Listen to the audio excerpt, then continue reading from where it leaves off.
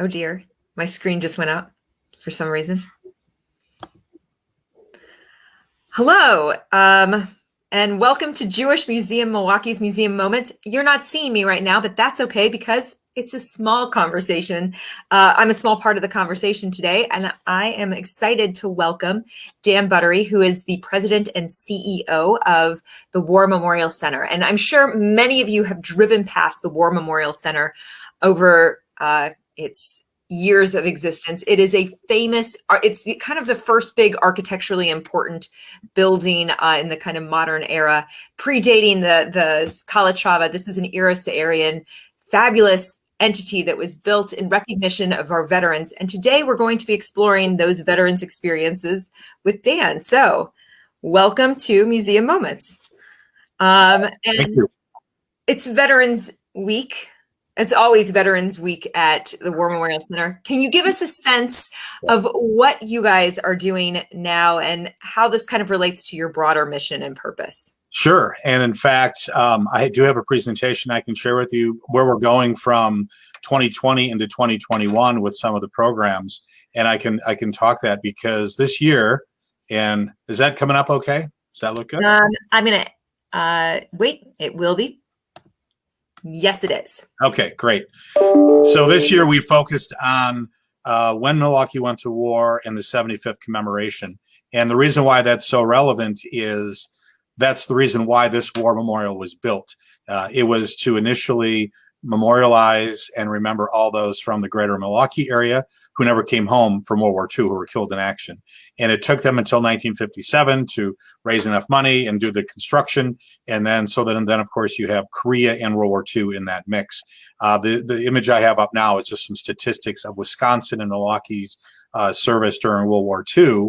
And so of the 16.5 million men and women who served during World War II, 320,000 Wisconsinites, and then approximately 9,000 women served in the military from the state. And so that's one of the programs that we have. I apologize, I meant to have this off.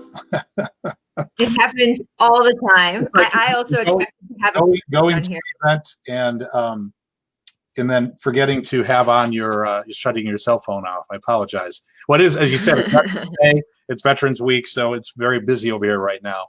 And then in Milwaukee, approximately 3,000 of our residents were killed in action. Statewide, about 8,800. And so this is what it looked like in June of '44. And in fact, that was on Flag Day, 1944. That was a major war bond rally. And we took a photo. We tried to complement it as close as possible this year on June 16th, 2020. But in fact, you can see what was here before and what wasn't. In fact, what you can't see in the photo compliments of the Milwaukee Historical Society is there is a U.S. naval carrier in the backdrop on Lake Michigan. There were two during World War II. So what we're doing on a number of different programs is, for example, this year we're focused on what Milwaukee and the greater area did to support the war effort, not only working in service, but also the community. And in fact, we have an exhibit here now, which is free to the public. It's called On the Home Front. And we have a lot of the manufacturing and the items that were produced here in the greater Milwaukee area. You can see Mercury Marine. In fact, that is an engine to a drone that they had. Believe it or not, a drone during World War II. It was made by Mercury, and they would fly that, and the pilots could practice actually shooting a plane that was moving in the air versus just a single dot. To the lower right, you can see some Harley Davidsons. Those are in here, both of which saw service in World War II. But then we also tell the story about that before we kind of, in terms of like how much more production was going on in Milwaukee during World War II as opposed to like 3 years prior and 3 years after. Yeah, no, it had significant uptick in production. And what happened, because so many of the men were now going and wearing the military uniform, a lot of women then went into and filled those roles. So it wasn't, not only was it an expansion of productivity, but you also had individuals coming into the manufacturing realm. In fact, what is known today as the Milwaukee Technical School, or MATC, was doing specific training for women to become a welder, to become a lathe operator, and we highlight that in our story. And in fact, we talk about the Excellence Award.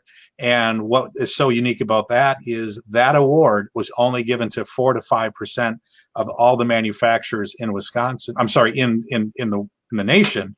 And as you will see, this is the list of just the Milwaukee area manufacturers that received the E Award. And I'd like to point out, since you do represent the Milwaukee Jewish Museum, the very right there is A.B. Zuckert Company. That's a Jewish-owned company right in the Third Ward that made raincoats. Wow. He had emigrated from Poland some years earlier, had started the business, and not only received the contract to support the war effort, but received the Excellence Award, which again, only 4% of all the manufacturers received that. Yeah, I saw on your previous slide, it's like 68 of the 300 or so businesses who got this were from Milwaukee, which is unbelievable. Right. And statewide, there were so many that it would have filled 4 pages of this. So wow. Wisconsin really stepped up. You also had a huge migration, if you want to call it, of African Americans coming into Milwaukee, because a lot of them were in the South. There was an opportunity to work, and so they actually moved into Milwaukee, the Chicago area. And the photo here that you see is actually from Alice Chalmers, and this young lady was actually considered to be one of the top metal lathe operators for Alice Chalmers at the time. So it really became an awesome opportunity for so many to work in the workplace. So as I mentioned, Eero Saarinen, who designed, and I found out recently, and I don't think many people knew this, this was originally designed as part of the design concept to replicate a pillbox on Omaha Beach. Wow. Because what they wanted to do was have it placed 200 yards off the waterfront. Mm-hmm. And they wanted that to have that memory of so much sacrifice and loss and why we fought. So if anybody says, well, it looks like a bunker or it looks austere, that's part of the design concept by Mr. Saarinen, was to also remember all of those losses and the sacrifice that occurred on June 6, 1944, and so many other landings throughout. So, and that's what it would have looked like had it been placed with the full 200 yards off of the waterfront, which, as we know, it doesn't get placed that far back. And then, yeah.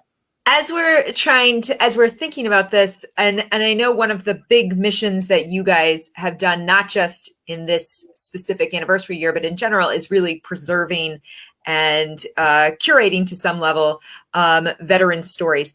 What has been that process in the past, and how has that adapted as we're in a kind of more realm of virtual? Well, we're definitely going virtual. And in fact, as part of that, we have what's called the Honor Roll program, and where we are capturing information from family members. Now, the Honor Roll means these young men and women never came home. They were killed in action. And so we have a series of volunteers and interns that help us with that. And so that is now a searchable database on our website that was not searchable 6 months ago. So that was an area where we really wanted to focus. And of course, once the pandemic hit, we really wanted to put a huge emphasis on that area. We're also doing what's called the Letter Recording Project. And as you can see here, in this case, we worked with UW Milwaukee, the Navy ROTC program, and these young men are reading letters, in this case from Daniel Wallach, who was killed in action, who's on our honor roll, and then an eyewitness to Daniel who had witnessed his heroism. And so we have these two individuals reading the original letters that the families had given to us to capture it for lesson and program. A lot of the education programs, we can't meet in person as much as we have in the past. This is a relatively new and growing program. Last year, this photo was taken in October of 19, and we had over 400 MPS and charter school kids coming through and meeting with about 40 different veterans from the community. And the veteran that I spoke about, who told us, who was advised to work with Mr. Saarinen, was a D-Day veteran, is this gentleman right here, Bill Pickerel. And we're doing a new style of our Veteran Story Project, where we're sitting down and recording the interview, and almost kind of like our style right now, where we're having a little back and forth conversation. So it's not just sitting on camera and recording. In this way, we capture this story, for time, because that gentleman is spry and as awesome as he is. He's 96 and will be, time is ticking, as we say. Some of the database that you may have talked about, the honor roll searchable. And so here's an example of a Milwaukee area veteran who was killed in action. And as we get more and more of this information, we're loading it onto this section of our website, which is under the honor roll and then the searchable database. And so you can learn more. It's not just a name. And this is a Jewish veteran that you happen to pull up for us. Yes, it is. And so this story is interesting. He is in a, not an award. That's not the way he receives a Bronze Star, or yes, but dies in combat and is buried in LA, I believe. Yeah, Bronze Star with oak leaf and a Purple Heart. And so in the military world, Purple Heart is you were injured or died due to combat and enemy weapon systems. And so we've added the photos when we can. And there's others, of course. In this case, you have a Medal of Honor recipient from Milwaukee. Mr.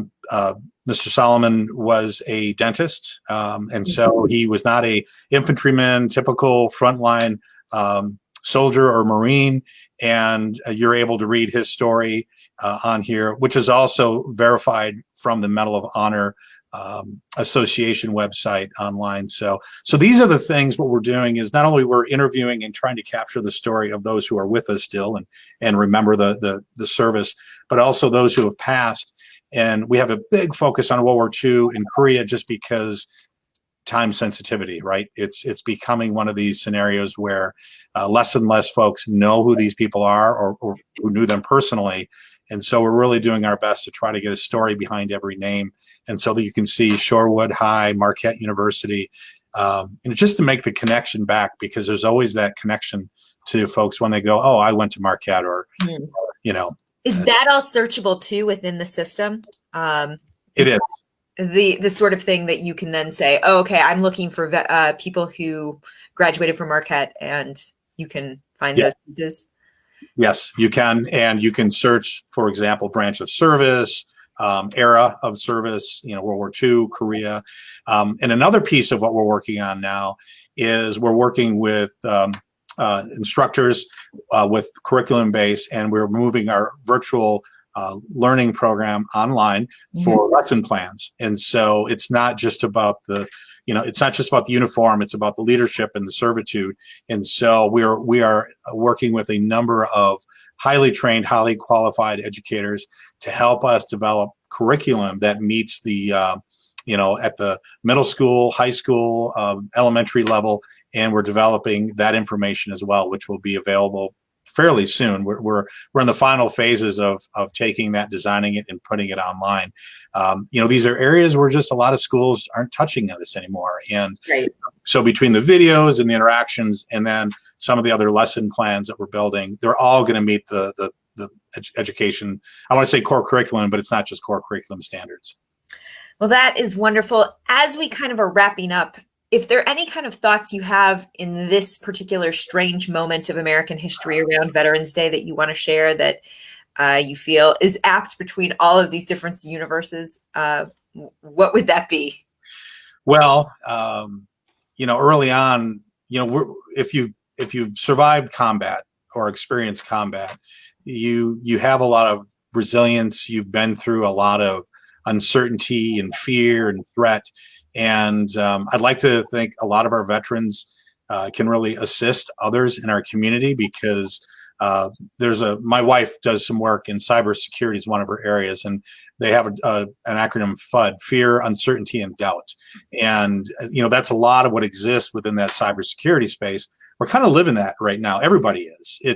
It's the fear, the uncertainty, and doubt of what's happening. It's scary. It's real.